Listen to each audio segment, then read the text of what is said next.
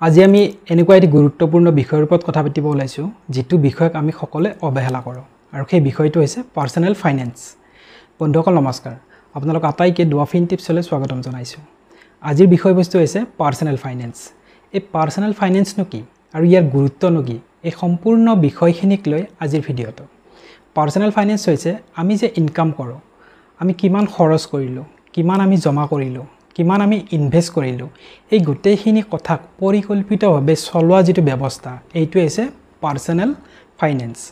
এতিয়া চাওক, আমি যেতিয়া কোনো এটা প্ৰজেক্ট লওঁ, যেতিয়া কোনো এটা পৰিকল্পনা কৰো, তেতিয়া সেই কামটোৰ বাবে সঠিকভাৱে সঠিক গাইডলাইন মানি চলো আৰু মানি চলি পেলাই যেতিয়া আমি কামটো হাতত লওঁ আৰু কামটো আমি কৰো, তেতিয়া সম্পূৰ্ণ কৰোতে আমাৰ কি হয়, যথেষ্টখিনি সহজ হয়। কিন্তু যদি আমাৰ পৰিকল্পনা নাথাকে, তেনেহলে আমি আমাৰ কামটো আমি সম্পূৰ্ণৰূপে সঠিকভাৱে ৰূপায়ণ কৰিব নোৱাৰো। ঠিক তেনেদৰে আমাৰ জীৱনতো পাৰ্সোনাল ফাইনান্সৰ ইম্পৰ্টেন্স আছে। পাৰ্সোনাল ফাইনান্সৰ ফলত আমি আমাৰ ভৱিষ্যত জীৱনক আমি সুৰক্ষিত কৰিব পাৰো, আমি বিপদৰ পৰা বাচিব পাৰো। তেন্তে বলক দেৰি নকৰি আৰম্ভ কৰো আজিৰ এই গুৰুত্বপূৰ্ণ ভিডিঅটো। এতিয়া মন দিব যে পাৰ্সোনাল ফাইনান্সৰ মূল অংশ হৈছে 5টা। প্ৰথমটো হৈছে ইনকাম, মানে আপোনাৰ আয়। দ্বিতীয়টো হৈছে এক্সপেন্সেস, মানে আপোনাৰ খৰচ। তৃতীয়টো হৈছে সেভিংস, মানে আপোনাৰ সঞ্চয়। চতুৰ্থটো হৈছে ইনভেষ্টমেন্ট, মানে আপোনাৰ বিনিয়োগ। আৰু পঞ্চমটো হৈছে ডেট মেনেজমেন্ট, মানে আপোনাৰ যদি কিবা ঋণ আছে তেনেহলে ঋণটো আপুনি কেনেকৈ মেনেজ কৰিছে, মানে ঋণ ব্যৱস্থাপনা।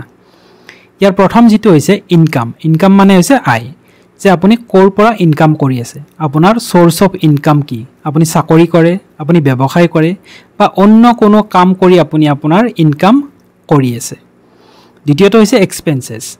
আপুনি প্ৰতি মাহে যে ইনকাম কৰিলে, এই ইনকামৰ পৰা আপুনি যিখিনি খৰচ কৰিলে, যদি আপুনি ঘৰ ভাড়াত আছে তেনেহলে ঘৰ ভাড়া, আপুনি মাহটোৰ কাৰণে আপোনাৰ ঘৰখন চলাৰ কাৰণে কিমান টকাৰ বজাৰ লাগে, আপোনাৰ কাৰেণ্টৰ বিল কিমান আহে, আপোনাৰ ঘৰত মোবাইল ফোন কিমানটা আছে, যদি আপোনাৰ সন্তান আছে সন্তানৰ শিক্ষাৰ বাবদ আপোনাৰ কিমান খৰচ হয়, এই গোটেইবিলাক এক্সপেন্সেছৰ ভিতৰত আহে। 3 নম্বৰটো হৈছে সেভিংস। আপুনি যিমানখিনি টকা ইনকাম কৰিলে, তাৰ পৰা যিমানখিনি খৰচ কৰিলে, ৰৈ যোৱাখিনি হৈছে আপোনাৰ সঞ্চয় বা সেভিংস, যিখিনি আপোনাৰ বিপদৰ সময়ত কামত আহক বুলি বা প্ৰয়োজনৰ সময়ত কামত আহক বুলি আপুনি জমা কৰি ৰাখে। চতুৰ্থটো হৈছে ইনভেষ্টমেন্ট। আপোনাৰ ইনকামৰ পৰা খৰচ হ'ল, খৰচ হোৱাৰ পৰা আপোনাৰ সেভিংস ৰৈ গ'ল। এতিয়া এই সেভিংসখিনি আপুনি ক'ত ইনভেষ্ট কৰিলে, আপুনি SIPত কৰিলে, মিউচুৱেল ফাণ্ডত কৰিলে, FDত কৰিলে বা অন্য যিকোনো ঠাইত আপুনি ইনভেষ্ট কৰিব পাৰে। এই যে ইনভেষ্ট কৰিলে, এই ইনভেষ্টমেন্টখিনি। আৰু পঞ্চমটো হৈছে ডেট মেনেজমেন্ট, মানে ঋণ ব্যৱস্থাপনা।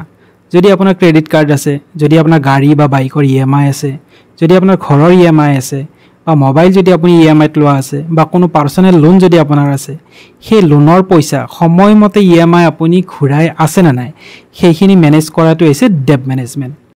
এতিয়া প্ৰশ্ন হয় যে কিয় আমি পাৰ্সোনাল ফাইনান্স জনা উচিত বা আমি এই বিষয়ে আমাৰ নলেজ থাকাটো প্ৰয়োজনীয়। এতিয়া আপুনি মন দিব, আমি যিকোনো কাম যেতিয়া আমি হাতত লওঁ আৰু সেই কামটোৰ বাবে যেতিয়া আমাৰ এটা সঠিক পৰিকল্পনা থাকে, তেনেহলে সেই কামটো আমি সহজভাৱে কষ্ট কম হোৱাকে আৰু সফলভাৱে আমি ৰূপায়ণ কৰিব পাৰো। ঠিক তেনেদৰে আমাৰ জীৱনটোতো আমাৰ কি লাগে, কিছুমান পৰিকল্পনাৰ প্ৰয়োজন আছে। যেতিয়া আমাৰ পাৰ্সোনাল ফাইনান্সৰ নলেজ থাকে, তেতিয়াহলে আমি আমাৰ ইনকাম কৰা টকাৰ ওপৰত আমি কি কৰিব পাৰো, নিয়ন্ত্ৰণ ৰাখিব পাৰো। 2 নম্বৰটো হৈছে আমি ভৱিষ্যতৰ বাবে এটা প্লেনিং কৰিব পাৰো। 3 নম্বৰ, ইমাৰ্জেন্সিৰ সময়ত আমাৰ টকাৰ যে অভাৱ হয়, সেই অভাৱটো আমি নোহোৱা কৰিব পাৰো। বিপদৰ সময়ত আমি আন কাৰো ওচৰত হাত পাতিবলগীয়া নহয় বা হঠাতে আমি ঋণ ল'বলগীয়া নহয়। আমি যেতিয়া পাৰ্সোনাল ফাইনান্স মেনেজ কৰো, তেতিয়া আমাৰ বিপদৰ সময়ৰ কাৰণে আমি কি কৰিব পাৰো, আমাৰ হাতত পুঁজি আমি মজুত ৰাখিব পাৰো। আৰু সঠিকভাৱে পাৰ্সোনাল ফাইনান্স যেতিয়া আমি মেনেজ কৰো, তেতিয়া আমি সময়তকৈ আগতে সঠিক ঠাইত ইনভেষ্ট কৰি আমি ধনী হোৱাৰ পথ আমি মুকলি কৰিব পাৰো। এতিয়া উদাহৰণস্বৰূপে ধৰি লওক যে আপুনি মান্থলি 20,000 টকা ইনকাম কৰে আৰু আপুনি 15,000 টকা আপুনি মান্থলি খৰচ কৰে। এতিয়া 5,000 টকা আপোনাৰ সঞ্চয় হৈ গ'ল। এতিয়া এই যিখিনি সঞ্চয় 5,000 টকা, এই 5,000 টকা সঞ্চয় আপুনি নিয়মীয়াকৈ SIP হওক বা ৰেকাৰিং ডিপজিটত আপুনি ইনভেষ্ট কৰিলে, তেনেহলে আপুনি ভাবক যে 5 বছৰৰ পিছত আপুনি নিশ্চয় এই SIP বা ৰেকাৰিঙৰ জৰিয়তে এটা ভাল মোটা অংক আপুনি আপোনাৰ কাৰণে আপুনি জমা কৰিব পাৰিব। পাৰ্সোনাল ফাইনান্স মেনেজ কৰাৰ কাৰণে কেইটামান টিপস যদি আমি মানি চলো, তেনেহলে আমাৰ পাৰ্সোনাল ফাইনান্স মেনেজ কৰাত আমাৰ সুবিধা হয়। প্ৰথমটো হৈছে আমি বাজেট বনাই ল'ব লাগে। যে আমি মান্থলি কিমান টকা ইনকাম কৰিলোঁ আৰু আমি কোন কোন শিতানত আমি আমাৰ টকা কিমান টকা খৰচ কৰিম। এই বাজেটটো যেতিয়া আমাৰ হাতত থাকে তেতিয়া প্ৰতিটো মাহতে আমাৰ টকাখিনি মেনেজ কৰাত আমাৰ সুবিধা হয়। দ্বিতীয়টো হৈছে অদৰকাৰী খৰচ আমি এৰাই চলিব লাগে। যিবিলাক খৰচৰ পৰা কোনো প্ৰডাক্টিভিটি নাথাকে তেনেকুৱা ধৰণৰ খৰচ যিবিলাক অদৰকাৰী খৰচ হয় এইবিলাক খৰচৰ পৰা আমি নিজকে বচাই চলিব লাগে।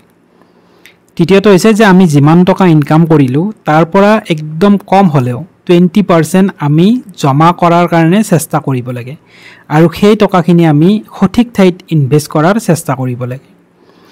আৰু চতুৰ্থটো হৈছে যে একেবাৰে জৰুৰী কামতহে যেতিয়া আপুনি কোনোফালে কোনো একো ৰাস্তা নাথাকে একেবাৰে খুব ইম্পৰ্টেণ্ট হৈছে তেতিয়াহে আপুনি কাৰোবাৰ ওচৰত ধাৰ লওক বা বেংকৰ পৰা ঋণ লওক, কিন্তু এনে প্ৰয়োজন নোহোৱাকৈ যিকোনো অদৰকাৰী কামৰ কাৰণে ঋণ লোৱাৰ পৰা নিজকে বচাই চলক। পাৰ্চনেল ফাইনেন্স যদি মেনেজ কৰা আপুনি শিকি যায় তেনেহ'লে আপুনি আপোনাৰ ইনকাম আৰু আপোনাৰ খৰচৰ মাজত আপুনি বেলেঞ্চ ৰাখিব পাৰিব। কাৰণ ইনকাম আৰু খৰচৰ মাজৰ ভাৰসাম্য ৰক্ষা কৰাটো বহুত ইম্পৰ্টেণ্ট। দ্বিতীয়তে আপুনি ধাৰৰ পৰা আপুনি বাচি থাকিব পাৰিব। তৃতীয়তে আপুনি আপোনাৰ ভৱিষ্যতে কিবা যদি আপুনি সপোন দেখিছে, যেনে আপুনি নিজাকৈ ঘৰ এটা কিনা, এখন গাড়ী কিনা, আপোনাৰ সন্তানৰ উচ্চ শিক্ষাৰ বাবে, এই সপোনবোৰ আপুনি সহজে পূৰ কৰিব পাৰিব। চতুৰ্থতে আপুনি ৰিটায়াৰমেণ্টৰ পিছত আপুনি আপোনাৰ জীৱনটো আৰামত কটাব পাৰিব কাৰো ওচৰত হাত নাপাতাকে। আৰু পঞ্চমটো হৈছে কোনো ইমাৰ্জেঞ্চিৰ সময়ত হঠাতে অহা যিকোনো বিপদৰ পৰা নিজকে বচাই ৰাখিবৰ কাৰণে আপোনাৰ হাতত থকা টকাৰে আপুনি সেই বিপদটোক মেনেজ কৰিব পাৰিব। বন্ধুসকল, তো পাৰ্চনেল ফাইনেন্স মানে আমি বুজি পালোঁ যে আমাৰ জীৱনৰ ধন সম্পদক সঠিকভাৱে পৰিচালনা কৰাৰ যি ব্যৱস্থা।